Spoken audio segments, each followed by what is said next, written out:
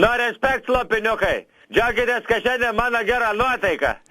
Tai džiaugiamės labai, Sauliau, ir tokį klausimą turim. Va, čia dabar paskutiniu metu išpopuliarėjo 2 labai žmonės. Tai jūs ir Minedas toks dainininkas. Ar pažįstami esat tarpusavį?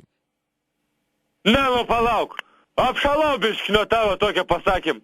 Kad tu tipo mane lygini su tuo, ne? Locho, ne valka tu tuo. Nu, pagal A tu turi protą, a tu turi biškį raumenį, ką? Ką tu čia štai tu nuotaiką man sugadinai, nu? Jeigu tu taip pasakė, aš tau irgi pasakysiu.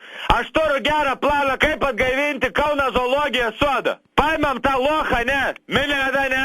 Nuvežam ir uždarom į beždžionės narvą. Išvis jam reik bananą į rankas duoti ir į fikusą pasodinti, atsirado dainininks. O Kauno zoologijos sode jam pati vieta būtų. Lankomoms padidėtų 3. Bent žirafas išlaikyti būtų paprasčiau. Liuci begemots bent ant pašarą daugiau užsidirbtų. Ir iš vis koks loks savo vardą taip gali išsidergti iš savo vardą, ne? Tipo, buvo jis, kiek girdėjo, ne? Normalus bičas, Mindė, ne? Pasikeitė vardą Mineda. Tai Minets, kas tas Minets, tipo, saka, kad čia kur, nu, grabalionės per, nu, kaip tipo, erotinis, pornuchinis terminas, ne? Minets. Klausyk, čia tas pats, kas dabar tipo aš, ne? Saulėns būčiau pasivadinęs kokį petingo, ne? Abiškių turat raumenį. Tegu datas lops atvarė Šiaulius.